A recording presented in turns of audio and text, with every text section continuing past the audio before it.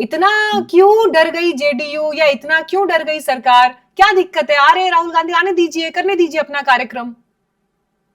मीनाक्षी जी, आप जानती हैं कि संविधान ने सबको अधिकार दिया है अपनी बातों को रखने के लिए। माननीय राहुल गांधी जी का बिहार का दौरा था, ये कोई पहली दौरा नहीं है। हाल के ही दिनों में बहुत उनकी यात्रा हुई, करे, कोई रोक टोक नहीं है।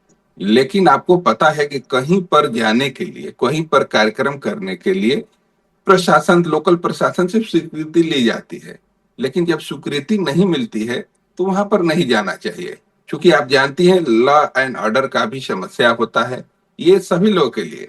ये अगर हमारे जदयू के लिए भी कोई धरना प्रदर्शन करना होगा तो उसको भी लोकल प्रशासन से परमिशन लेना पड़ता है। कानून सबके लिए एक समान है। लेकिन माननीय राहुल गांधी जी ने जब ट्वीट किया और उन्होंने बोला कि हमको जो करना था वो हो गया, मतलब उनको हंगामा करना था, हंगामा करके और टीआरपी लिए और चल पड़े।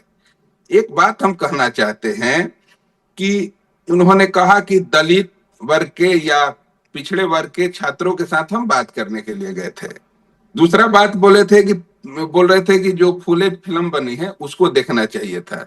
हम मीनाक्षी जी एक बात करना चाहते हैं, 2005 के बाद बिहार में हमारी सरकार है। 2005 से पहले आरजेडी और उससे पहले कांग्रेस वाले लोग आजादी के बाद राज किए हैं। किसी ने हाथ पकड़ के रोका नहीं था कि दलित, महादलित, पिछड़ा, अति पिछड़ा या और भी अल्पसंख्यक समाज के लोगों का आप में समानता लाइए, विकास करिए, किसी ने हाथ पकड़ के रोका नहीं था। लेकिन उन्होंने केवल अपना तिजोरी भरने के काम किए। बिहार के कई नेता गरीब परिवार से चलकर आए, आने के बाद में उन्होंने नारा दिया था कि गरीबी को भगाना है। बिहार से तो गरीबी नहीं गई, लेकिन उनके पास इतने धन आ गए कि भारत की तमाम एजेंसियां आज उनके पीछे पड़ी हुई है। कई तो दल ऐसे हैं कि उसके आका जो हैं सजा याफ्ता भी रह चुके हैं। ये बताने वाली बातें नहीं है। मुख्य रूप से 2005 के बाद में बिहार में ही विकास हुआ है। आप जानती है कि माननीय नीतीश कुमार जी, महिला हो या अति पिछड़ा, पिछड़ा, दलित, महादलित, सभी वर्ग के लोगों के लिए काम किया है।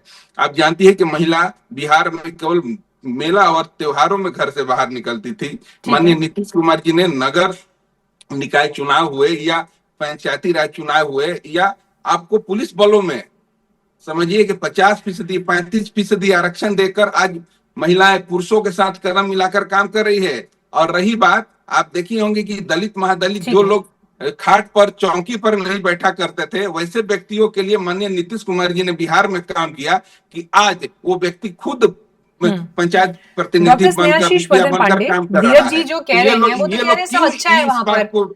2005 से जब से हमारी सरकार है उसके बाद से लगातार सब विकास का जो पूरा रास्ता है वो आगे बढ़ता चला जा रहा है। राहुल गांधी टीआरपी लेने आए थे क्या बिहार, पटना?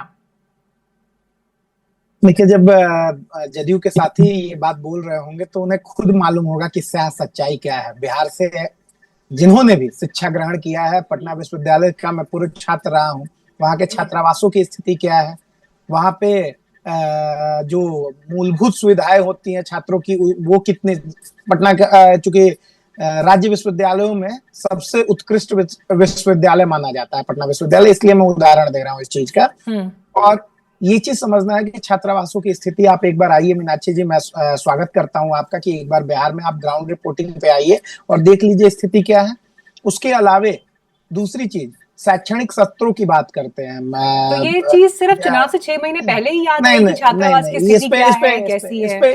इस पे लगातार आंदोलन चल रहे हैं। टाइमिंग फिर मैटर करती है। ये छात्र संघ चुनाव के समय में भी ये मुद्दे उठाए गए थे। छात्र संघ चुनाव भी इसी मुद्दे पे हुआ कि आरक्षण, ये छात्रावासों की स्थिति सुधारी जाएगी, छात्रावासों का पुनः आवंटन किया जाएगा, इन्हीं सब मुद्दों पे था। और उसके साथ ही मैं एक और बात जोड़ना चाहूंगा, धीरज जी भी मेरे ही गृह जिले से आते हैं, इसलिए मैं उनको ये बात याद दिलाना चाहूंगा कि अभी हाल ही में 1 महीने पहले अंबेडकर छात्रावास की स्थिति बक्सर में बहुत दयनीय स्थिति हुई थी और किस तरीके से वहां के छात्रों के साथ समस्याएं आई थी। उस वक्त भी कांग्रेस पार्टी वहां मजबूती से खड़ी थी। उस वक्त तो कोई चुनावी मुद्दे नहीं थे, मैं भी वहां पे था चूंकि आंदोलन में।